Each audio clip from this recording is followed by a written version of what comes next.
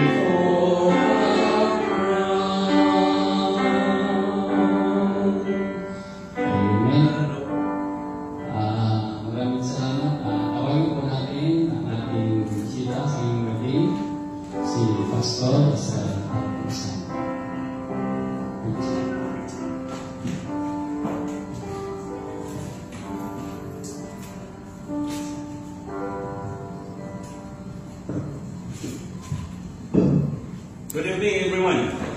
Good evening po. Hindi na ako mag-mic po.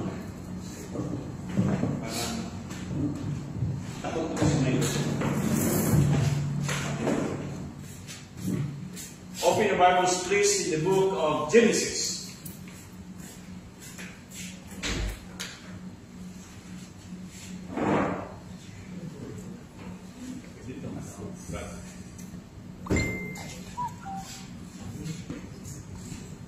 Genesis chapter 12, verse number 1. Basahin na natin yung tatlong versikulo, verses 1, 2, and 10. I will read verse 1, you read verse 2, and then we'll read together verse number 10. We'll be studying the whole passage, the whole chapter of Genesis chapter 12. So I read verse 1, you read verse 2, and then lahat tayo sa verse number 10. Now the Lord had said unto Abram, Get thee out of thy country, and from thy kindred, and from thy father's house, unto a land that I will shew thee. I will make thee a great nation. I will bless thee, and make thy name great, and thou shalt be a blessing. Altogether verse number 10. And there was a famine in the land, and Abram went down to Egypt to sojourn there, for the famine was grievous in the land. The Lord bless the reading of His Word. Then we pray, Father, we come before your presence tonight. We thank you for the privilege of studying your Word and of sharing it to your people here in Legazpi. Thank you, Lord Father, for this opportunity, and may the Holy Spirit will speak to us and touch our heart and prepare our minds, O God, that we will be able to grasp the things that we need to learn so that it will become a guide into our daily lives. This we ask and pray in Christ's precious name. Amen. Amen. Tonight, we'll be studying this passage that starts to Abram. Yung utos ng Diyos kay Abraham. Now, as an introduction, Abraham was called the friend of God. Of all the people of the Bible, Abraham was called the friend of God. That is why when God had to punish Sodom and Gomorrah, He revealed His intention to Abraham because he is God's friend. And it's happening to Jesus Christ in the New Testament. You are no longer called servants, but you are friends. And friends knoweth the mind of the master. Amen. Or of their friend. Kaya ang Panginoon, He revealed His will to Abraham. He revealed what He wanted to Abraham, clear and simple, through the instruction that the Lord had said unto Abram, Get thee out of thy country and of thy kindred, and from thy father's house, and to a land that I will shew thee of. Then he was also called a father of nations. When God called him from the Ur of the Chaldees, his name was Abram. But when he obeyed God, God called him Abraham, meaning a father of many nations. He was also called a spiritual pilgrim. Now, you can trace the journey of Abraham from Ur of the Chaldees and to the land of Canaan through the altars that he had set in every place that he stayed. So that's the most important thing sa buhay ng mga Kristiyano. Our altar. Your family altar. Your personal altar. For without which, you are just a weakling. You cannot be strong spiritually if you cannot set up and you do not have an altar in your daily life. Daily lives. I was blessed of your, actually I am very, very blessed of what you are doing, your synchronized Bible reading. And that encourages everybody to read the Bible. But please do remember, it is not just for the sake of reading. But in every passage of Scripture, you must at least pick one passage or one verse that blesses your heart. And out of it, ask the Lord what He wanted you to do. What His will and what He wants you to do. And then do it. Abraham also was called the model of faith when he was commanded to go. God called him out of of his place, the place where he was used to, and to a place that is unknown. The land of Canaan actually was an unknown land for Abraham. And so, when he obeyed the voice of God, hindi niya pa napuntahan yun. When he obeyed the voice of God, he doesn't know what's the situation of the land. But we need to remember this. God will never ask you to go into a certain place or a certain situation where He had not gone first. So nauna na siya doon. Sometimes we're afraid. Sometimes nagdadalawang isip tayo. But we have to remember, when God tells us what to do, alam niya kung ano ang mangyari. So God told him to go into the land that is unknown. And because of that, he was a model of faith. And also, he was a model in works. When he offered Isaac, God told him, I will make thee a great nation. And for the past 90 years, wala siya kaisa-isang anak. So, ano nangyari? Tinulungan ni Sarai ang Panginoon. Ano sabi ni Sarai? Okay, here's Hagar. You can have a child through her. You know what? Sometimes we tend to help God fulfill His will. Amen. And that's the irony of the believers. Why? Gusto natin tulungan ng Panginoon when we think He is delaying His ways and He is delaying the fulfillment of His promises. Lord, may exam ngayon, pero hindi ko yata alam lahat. Pwede ba tulungan kita? Okay, sulat ko na. Kunting-kunti ko lang naman. Sabi na ngayon dito. Ano lang? Pag nagtanong ako mamaya, sabihin mo, mag-suggest ka lang.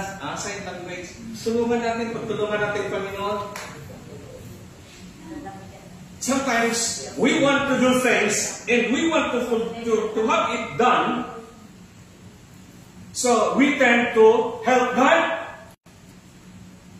Parang hindi yata ito papasok ngayon. Kailangan siguro dito kunting padulas. Iba ka madulas.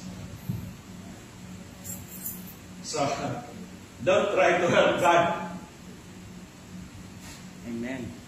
Later on, may nangyari talaga kasi tinulungan nila eh. Di ba? Nag-volunteer si Sarai na ibigay yung servant niya to Abraham or to Abram to become a father, and he became the father of Ismael. But hindi yun yung plano ng Panginoon.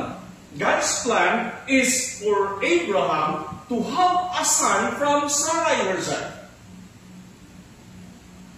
So Isaac was the promised child. But it came later. So, Sarai was 80 years old when she was promised to get pregnant, and the following year, she shall have a child. And you know what's the name Isaac mean? Laughter. Not because the child keeps on laughing, but because the people may laugh at him, at her, and at Abraham himself. Sabi, Abraham, ang tanda-tanda mo na, 90 years old, and your wife is 81 years old, pagkatapos may karga-kargang bata. Ano mo yan? Apo? Hindi po anak po. Minsan sa school namin, mayroong isang Muslim na retired, retired army. So, he retired at the age of 56 kasi mandatory yun sa army. And he was he was in the school, bringing his child, his daughter. Yung anak niya was during the time, I think, nursery. So, 3 years old. Muntik kong natanong, ano ba yan, apo mo? Anak pala. So, sabi ko, buti, okay lang sa'yo magdala ng bata. Araw-araw, sabi niya, anak ko naman to, pastor. Ba't pa tumapagod, anak ko naman to. So, sabi ko, hirap pala, no? So, anak mo, imagine, retired army na, pagkatapos, nasa sa tamang edad, pagkatapos dala-dala yung bata na 3 years old, akala ko, muntik ko sabihin, it's apostolic word. Okay, hindi pala, anak pala. So tinawag ngayon si Isaac as Isaac, meaning laughter. Sa Bisaya, ka-joker ba kayo ng mga tiguangan na naman? Ha? But then, yun yung plano ng Panginoon. Sometimes you cannot really question God when He is going to give us what He has promised. And nung lumaki na yung bata, most probably 16 or 17 years old, he was offered to the Lord. God asked him to offer his son, his only son. Buti hindi sinabi ni Abraham, Lord, tanda-tanda ko na nung binigay mo yung anak ko. Pagkatapos ngayon, malaki na siya. Kukunin mo, ako pa mismong papatay. Kasi it's a burnt offering. So, dapat sunugin yun. And so Abraham obeyed God.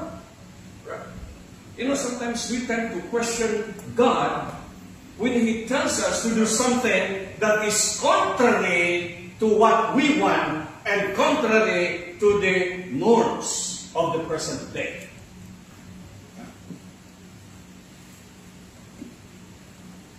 But then, we have to remember that when God charged Abram, there was this demand. You know, pag ang Panginoon nag-utos, may demand talaga. It's not just a request. Amen. Now, we have to remember this. The Bible is very witty. Very witty. Ang bigat. Pag sinabi niyang go, you have to go. You have no other option but to go. When God tells you to tell somebody about Jesus, you have to tell. Amen. Lord, nakakahiya. Ano yan siya? Professional siya pagkatapos parang ang taas-taas niya. O Lord, mahirap naman kasi sabihin sa kanya yung Jesus ko kasi ang yaman-yaman niya. You know what? Anong kaibahan ng mayaman at mahirap? Pero naman, pag walang pera yan, kagaya din natin yan. Before the Lord, walang mayaman, walang mahirap. Pantay-pantay tayong lahat. Baka ano lang, nakaligo siya ng 3, ikaw 2 lang.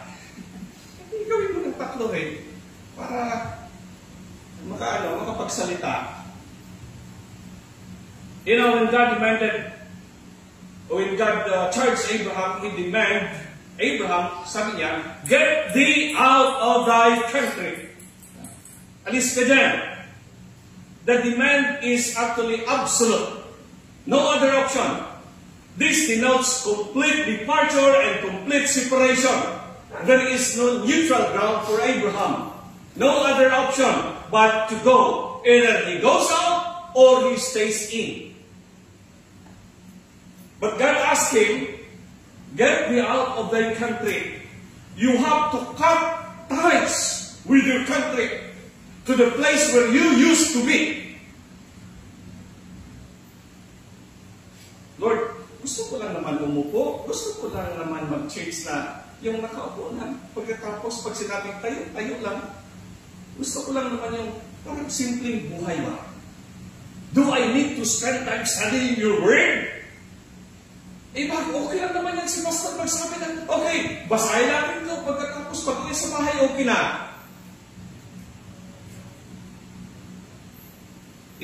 you have to remember this. It's absolute. You have to really obey and you have no other option. Hirap-hirap ng Panginoon. Ano ba yan, Pastor Marcelo? Na dito sa inyo, hindi pa kayo nakaranas kayo Marcelo sa panahon ni Old Marcos. But at the time of Duterte, hindi, di ba? Sa amin, ang Marcelo, ano na yan? Parang masaya na yan natanawin. Pag Marcelo, nakita mo may mga checkpoints from every kilometer, may mga checkpoints yan. Sabi ng Taga-Luzon, dapat i-lift yung Marcelo, pero yung kami taga-Mindanao, gusto naman namin. So there was this lady, sometimes I was in Manila and she asked me, sabi niya, you're from Mindanao, right? Sabi ko, yes. So in your place, it's still under martial law. Sabi ko, yes. Sabi niya, look, we will be having a rally against martial law. Sabi ko, anong gusto niyo? Magrarally din kami taga Mindanao kasi gusto namin yan? But yung gusto niyo, ayaw namin. Yung gusto namin, ayaw niyo. Sometimes, nakakalito. Pero ang sinabi ng Panginoon kay Abraham, get thee out of your country. He has no other option but to pack up everything and to leave to the place where God had told him to go. Then, not just the demand is absolute, but it's total. He was commanded not only to take up his stakes, to dig out his pegs, but his roots as well. So, ano sabi ng Panginoon in verse 1? And the Lord had said unto Abram, get thee out of thy country and from thy kindred. We need not to burn our relationship, our connections with our families. But if those connections will cause you to disobey God, you have to cut it.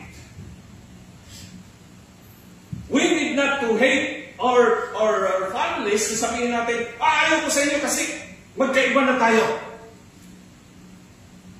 But if that relationship will cause you to depart from the truth of God, you have to cut it. Ano sabi ng Panginoon? If any man comes after me, let him deny himself, take up his cross, and what? Follow me. Sabi niya, he who wants to follow me must hate his father, mother, and brethren. It doesn't mean na awahin mo sila. But the word hate simply means unahin mo yung relationship mo sa akin. And everything will follow. Amen. You have to strengthen that relationship with God. So digging out roots demand dying to all our human connections. And it carries with it the total change from familiar to unfamiliar or to unknown or from known to unknown. When God called me to the ministry, inaway ako ng eldest namin. He was once an army, and then he became a pastor. But when he became a pastor, and I became a pastor, sabi ko, I will go to Lanao del Norte. We were in Bukidnon then living. My wife is working there, and I am also working in Bukidnon. I have businesses there. Pero sabi ng Panginoon, you have to go to Lanao del Norte. And during the time, ang tindi ng gira sa Lanao del Norte. Umaabot sa amin yung kalabog ng 105. So there was a time na si Mrs. nag-hospital kami. Alam mo pag dating namin ng hospital, kasi Kristiyano naman yung doktor. Gumawa ng resita, pagkatapos he folded it. Hindi ko alam yung paano ng Tagalog. So, he folded it and gave it to me. And giving me instruction, he said, do not try to read that paper. Huwag mong buksan yan, huwag mong basahin yan. Pagdating nyo sa bahay nyo, doon mo basahin yan. Sanay akong magdala ng sekreto. Pero dahil sa resita yun ng misis ko, paglabas ng ospital, binuksan ko. Nakatingin yung doktor. Gumagano'n siya sa labas. Sabi ko, ano kaya to? Ay, pagbukas ko, sabi, be careful for nothing but in everything by prayer and supplication. Let your request be made known unto God. Versikulo lahat. Saan bang gamot dito? Wala. Kasi during that time, araw-gabi, binubumba ng sundalo yung kalapit lungsod, kalapit bayan. So, pag nakahiga ka, damag-dama mo talaga yung kalabog ng 105. Ngayon, laki pa naman ang pala nun. So, kaya sabi ko, stress pala yan. Hindi pala yan sakit. Pinagalitan talaga ako ng kuya ko. Sabi niya, anong gawin mo sa Lanao del Norte? Gusto mo maging hero? And he called me foolish. Sa Bisaya, ang sakit nun. Pag sinabihan kang foolish, sabi ko sa kuya ko, then I have to go. Sabi niya, no, you stay here. Sabi ko, bakit? Ikaw ba yung Panginoon ko? Pareha naman tayo. Galing ka servisyo, galing din ako servisyo. Ano gusto mo? Basta alis ako. Sabi niya, foolish! Sa harap ng mga guro, sinabihan niya ko, foolish. Basta sabi ko, paglabas natin, kuya. Tignan mo. You know, minsan, when God demands something from us, we have to go and we have to obey. Regardless of what will happen. Very uncomfortable, very unknown. Sabi niya, gusto mo maging hero? Inoon pa sana. Sabi ko, oo nga. Noon pa sana. Kaya umalis ako dahil hindi ako hero. Hindi dito ako magpaka-hero.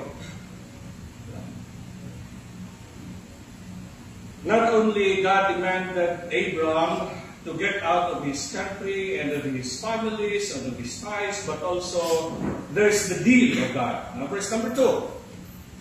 Ano yung deal ng Panginoon? And I will make of thee a great nation, and I will bless thee and make thy name great, and thou shalt be a blessing.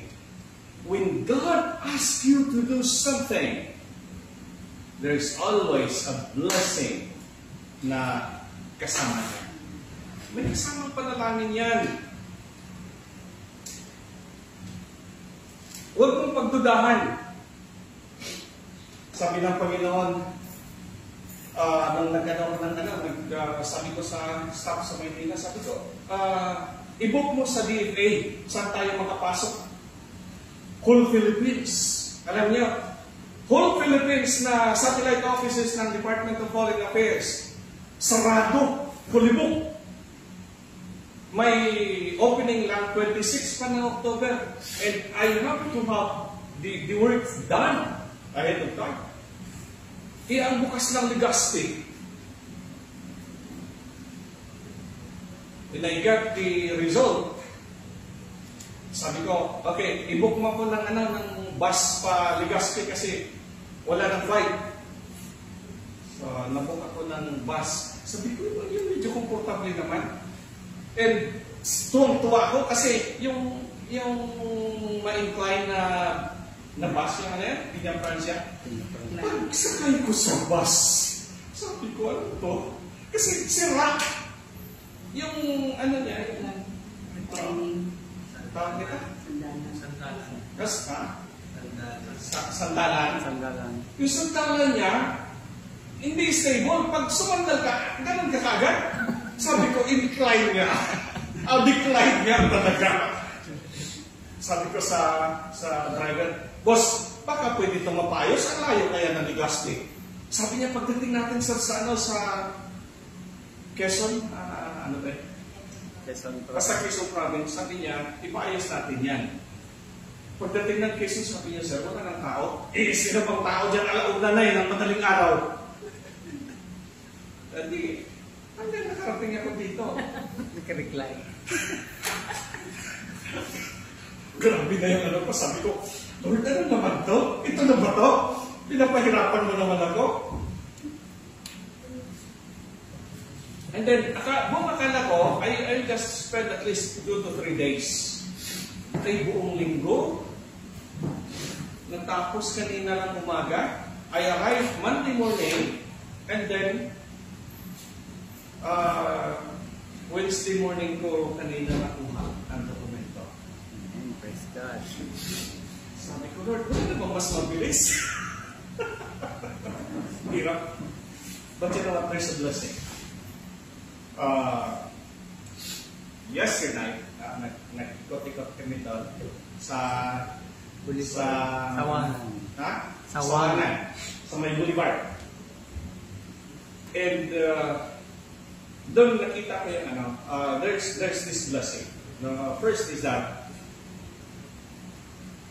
there I know na marami pala sa mga college students dito from different places. Diba?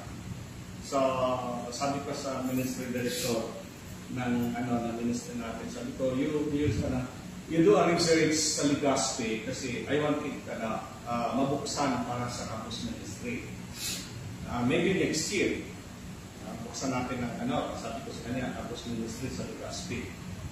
We have to send workers sa mga schools, sa mga colleges and universities to have discipleship work, intentional discipleship. And then, last night, another blessing was, I received a letter from STC reminding me to submit a minute of board meeting. Kasi may kumpanya pala, andito pala sa Legazpi yung Elbats International Management na company namin, dito pala nakaregister sa Bakakay. Tinawagan ko yung accountant. Sabi ko, updated ba tayo sa yung kumpanya natin sa management? Sabi niya, updated naman po sir. Yung buwis natin, sabi niya, nababayaran naman. 2 years yan. So, andito pala yan. So, hindi ko na naalala na dito pala yan. Ginagamit namin yun. Pero, I never remember na dito pala nakaregister. So kaya, dito pala kami nagbabayad ng buwis. So, kaya pala may Bicol region. So, praying na by early next year, may lipat yung opisina dito sa Legazpi. Amen. So, when God demands or gives a demand, there are blessings that goes with it. God gave Abraham threefold command. But God promised also manifold blessings. When God sends trials, He sends them not by single step, but by bundles. Kaya pag mag-expect ka ng trial, pag may trials, huwag yung sabi mo, ay, okay lang ito na trial. Hindi, ang dami. Marami yan. Bundles. I suffered a lot of trials from 2020 until now. Nilosob yung bahay namin. Hindi lang nilosob na basta-basta nilosob, niratrat, maraming bisis na rin. Pati sa sakyan ko, niratrat din. Buhay na naman. So, sabi ko, then may plano pang Panginoon. And you know what?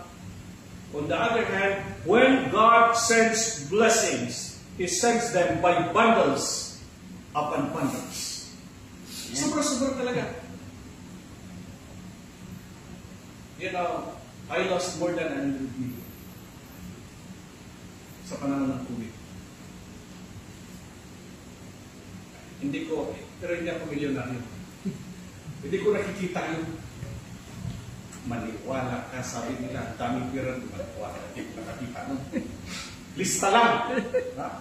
Nasa lang yun, nasa papel lang yun. Ang nakita ko lang, lista lang. Pero hindi ko nakakita ng ganon karami. May isang inchik sa Cagayan de Oro. Takot na takot siya nung COVID. Baka daw mag-bank run. So tinawagan niya yung manager ng bangko. Sabi niya, gusto ko i-withdraw lahat ko na pera. Nagka-problema. Sabi ng manager, sir, give me 3 days, ipa-approve ko pa sa nasyonal. Kasi 2 armored car yung pera niya. Puno. Nung na-approve, dineliver sa bahay niya. Pagpasok sa garahe, binuksan niya, pagkatapos, grabe tawa ko doon kasi nag-deliver naman kami. Sabi niya, alam mo, pastor, hinawakan ko yung mga bandas na sa taas, pagkatapos sinunod-sunod ko, bago. Pagkatapos sabi niya, sinara niya yung armored cars, 2. And then, tinawagan yung manager, sabi niya, okay na, ibalik mo yung pera. Sabi ko, bakit? Sabi niya, gusto ko lang makita kung nandyan ko ba wala na. Sabi ko, buti ka, nakita mo ang daming pera, kung di pa ko nakakita ng ganyan. Sabi niya, subukan mo i-withdraw. Di naubos na lang, hindi na-withdraw. Buhay. But you know what? God opened another opportunities. And it is much, much, much bigger than what had disappeared. When God tried Job, He allowed Satan to try Job. Job lost everything, as in everything. But after, because Job did not curse God, sabi ng misis niya? Job, until now you want to live in your integrity? Tignan mo lahat. Ano nangyari? Nawala na. Sabi niya, Job, curse God and die. Curse Him. Kasi siya naman nagkuha ng lahat. Kasi totoo naman yun. Walang mangyayari sa buhay ng Kristiyano na hindi inalaw ng Panginoon. Amen po. Amen.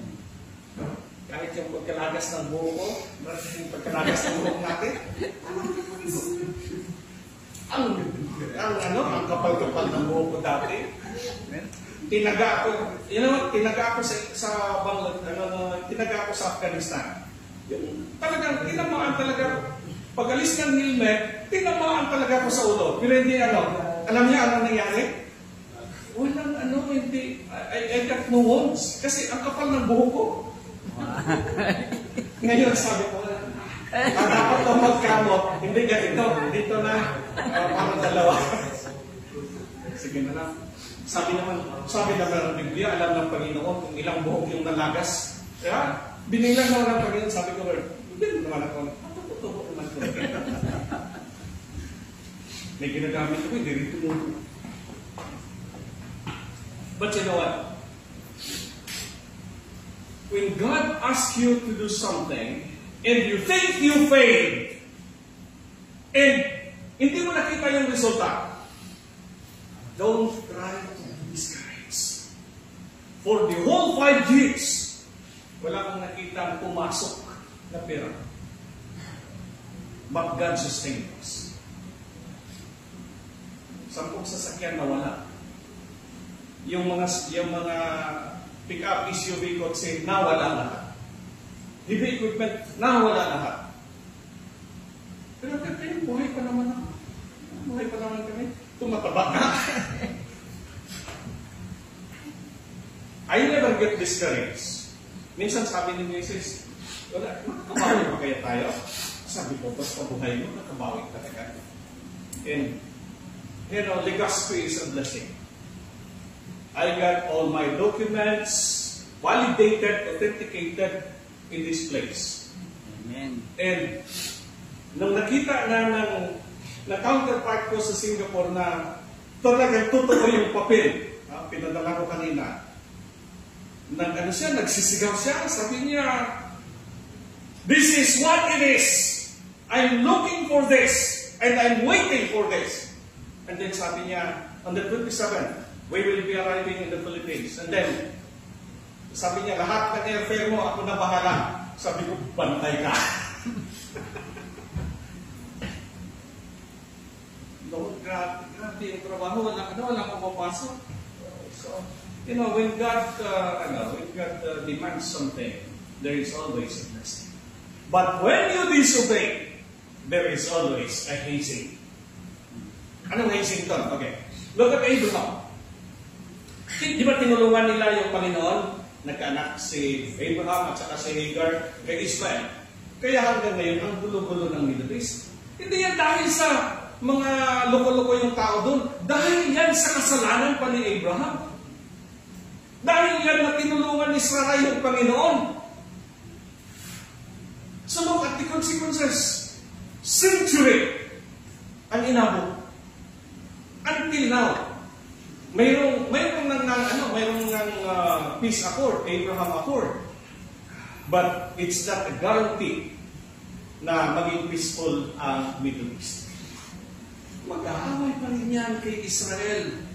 Kaya nakarating na dito si Israel sa takbo ng takbo. Aawayin pa rin yan. Anyway, ngayon lang naman ako mag-preach na. Huwag kayong mainit. Abraham was before I proceed, we have to remember this. Yeah? People today have great names, riches and popularity, but are not blessed because their name brings snare and shame because they disobey. Tingnan mo yung apelyido na ang ganda-ganda dati dito, di ba? 2 liters. Pagka ganun, ay, grabe yun. Kung ngayon, pag sinabi mo, ganito yung apelyido, hindi ko yung kilala. Kasi nakakahiya. So, we have to remember that the demand of God to Abraham is to get out from his country, from his kindreds, and it is also his demand from us to stay out of our comfort zone, to obey Him, and we need to reach out also. Sometimes that does not give us yung peace na kailangan natin. But when God gives you a deal, there is always a blessing along with it. Amen. And then, si Abraham kasi tao lang. What happened? There was this detour in verse number 10. The detour of Abraham. What's that? Ano yan? In verse number 10, and there was a famine in the land. And Abraham went down into Egypt to sojourn there, for the famine was grievous in the land. Okay, remember. God never told us to lie down in the beds of roses. But if there are those beds of roses, thorns and thistles comes along. May tinik yan.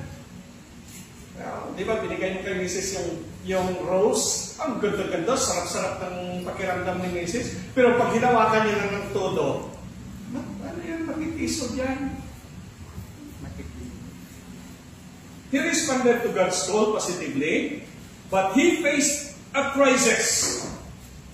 He was armed with God's blessings, yet he faces crisis. He went down into Egypt. This denotes regression or spiritual illusion. Sabi ni Abraham, ay, ang ganda ng Egypt. Mayaman doon. Ang ganda ng buhay doon. So I have to go there. I have to be there until the famine is over. Kasi sa Israel, taon ang binibilang bago umulan.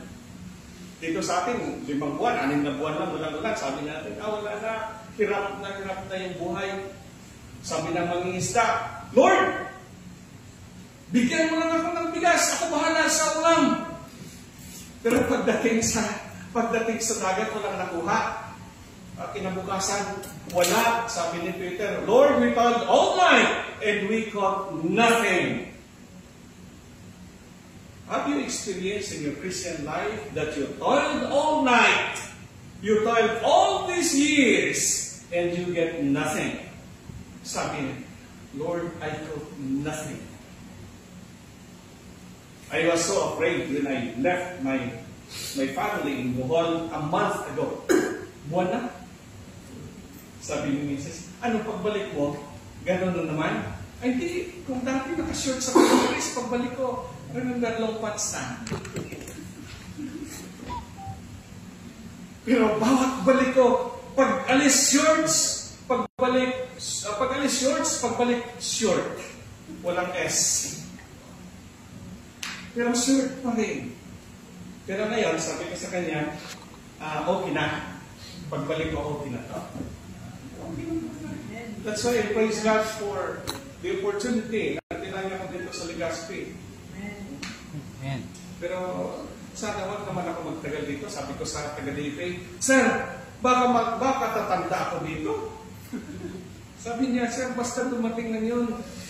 And 2 minutes before closing, last Monday, dumating na. At 4:58 in the afternoon, dumating yung last document na hinihintay ko. 2 minutes before closing. Grabe yan, Panginoon. Nawawalan ako ng pasensya. Sabi ko, Lord, ito na ba to? Or hindi pa? Hirap pa rin. You know, Abraham went down into Egypt, and when you read the word Egypt in the Bible, it represents worldliness. You have to remember that. In the entire Bible, when you read Egypt, you encounter the word Egypt that denotes worldliness. And then, there's this cost. He almost lost what was most dear to him, his wife. Anong nangyari pagdating nila sa Egypt? Sabi ni Abraham kay misis niya, huwag ko naman sabihin nila, asawa kita, papatayin ako nila doon.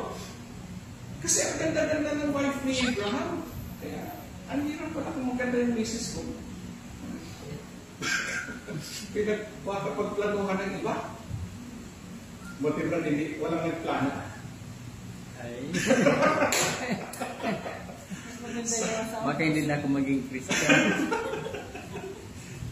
So, sabi ni Abraham, sabihin mo, magkapatid tayo. Totoo naman. Ano sila first cousin, so parang magkapatid na rin. So, sabi ni si Sarah hindi kumibo, pero yun ang nangyari. When the king of Egypt, nung kinuha na siya ng Pharaoh, buti nga lang, pinalo ng Panginoon yung si Pharaoh. Pagkatapos sinabi ni Pharaoh, asawa mo pala to, hindi mo sinabi sa akin, sabi mo kapatid mo, kaya alis kayo dito. Di ba nakakahiya? Nakakahiya pag ang dito yung nagalit sa'yo, pinagalitan ka dahil nagsinungaling ka.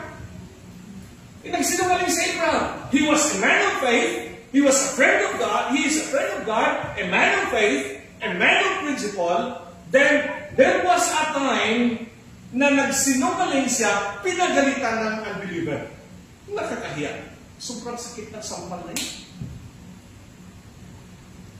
So devastating. Why? Because he disobeyed God. When you try to get out of the ways of God, then masakit talaga nangyari. But you have to remember this. Kung na-fail ka man, I always treasure the saying of our late professor. Sabi niya, in the kingdom of God's grace, there is always a margin where you can start all over. You fail today, you fail tomorrow, you fail another day. You have to remember, in the kingdom of God's grace, there is always a margin where you can start all over. Amen. So Abraham went up to Canaan. He left Egypt behind. So when he left Egypt, it's like the children of Israel, when they reached the promised land, they buried the shame of Egypt in Gilgal. So doon nila nilibing na kahihiyan ng Egypt. So he intended to make a sojourn, a very short visit to Egypt, but it almost ruined his family. You know, we have our Egypt as well. It can be our friends, it can be our professions, it will maybe your business. But you have to remember, binigay ng Panginoon yun to become a blessing, not a stumbling block, and not a snare. Lord, Pastor, hindi ako makaano ngayon kasi ganito, may ano ako, ganito, may ganyan. Binigay ng Panginoon yan. You have to remember. You have to remember. Binigay ng Panginoon yan. Hindi yan para maging dahilan na hindi ka makapunta sa church. Hindi yan dahilan para hindi ka na makapag-pray. Hindi yan dahilan para magkasala ka. You know, sometimes when you have money, there's always a tendency to commit sin. That is because you do not have a platform of your money. Dapat may platform ka, may plataforma ka. Hindi lang politiko may plataforma ng gobyerno. Dapat may platform ka rin. Ano bang gusto ko sa pera? Ano bang gusto ko sa profession ko? That you have to remember this. Yung pera, binibigay ng Panginoon yon to bless others through you. So that others may reach people through you. Pero pag sarili mo lang iniisip mo, naging gahaman ka, that will cause you your distraction. Sinabi mo, I have to value my work. I have to value my profession. Kasi profession ko to, binigay ito ng Panginoon sa akin. Kaya, Lord, pasensya ka na muna ngayon. Kahit Sunday ngayon, kasi profession ko to, pangalagaan ko to. But you have to remember, binigay ng Panginoon yan para maging blessing ka sa iba. Amen. Pag naging stumbling block yan, kukunin niya ni Lord. Pag kinuha ng Panginoon yan, sabi ng isa, Mirisi. Mayra. Buti naman sa'yo. Dave?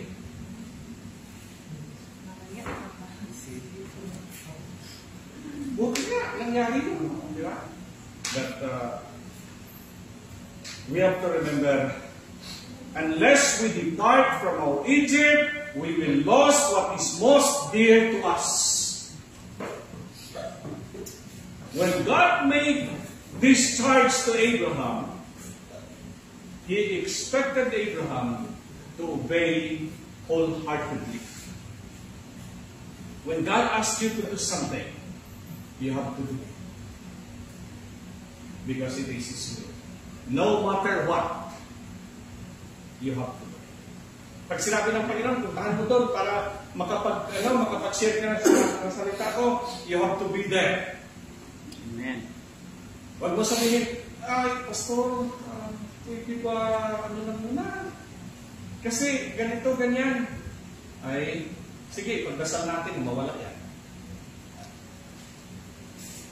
Bigyan ko kayo ng isang illustration and we will close. There was this brother in the Lord na nananalangin, sabi niya, Pastor, ipagdasal mo naman ako, makabila ko ng sasakyan, yung pampasahero. Hindi nakabili niya. Sabi sa church, mga kapatid, ipagdasal niyo na mabili ko yung sasakyan ng pampasahero. Hindi nakabili. Nung nabili na, pagka Wednesday, Pastor, nagbabiyahin pa ako, hindi ako makapag-permitting kasi may sinusundo kami. So, okay lang yun. Pag Sunday, nakita niya, ang lakas ko lang ng kita pag Sunday. So sabi niya, Pastor, hindi na ako maka-church kasi triple yung kita sa Sunday, sayang naman. Sabi ng Pastor Brad, ipagdasal natin, nakukunin ng Panginoon yan. Alam mo ano nangyari? Alam niya ano nangyari? Nahulog sa gangin yung sasakyan niya. Nung nahulog na, sabi niya, Pastor, andito ko ngayon. Ay, bakit na? Kasi kahapon nahulog yung sasakyan sa bangin, hinahabol ako ng mga pamilya ng mga tao kasi walang insurance. Sabi ko, may receipt. Congratulations, Brad! Sabi niya, Pastor, sakit naman nun. Kasi naging something lang yan. Congratulations, kinuha ng Panginoon. He will make a way na makabalik ka. Sabi ko, pag yumaman ka ulit, huwag mong gawin yung kayamanan mo na maging stumbling block sa pagsunod mo sa salita ng Diyos. Amen. Pag binigyan ka ng magandang trabaho, do not cause the break na maging snails sa dadaanan mo. Kung anong binigay ng Panginoon sa iyo, susundin mo ang tawag niya sa iyo. Because when He demands something, there is always a bundle of blessings and bundles upon bundles na kalaki ng hinihingi niya galing sa iyo. Shall we pray? Father, we thank you so much for your word. We thank you for these thoughts. We ask for blessings that you speak to us in Jesus' name. Amen.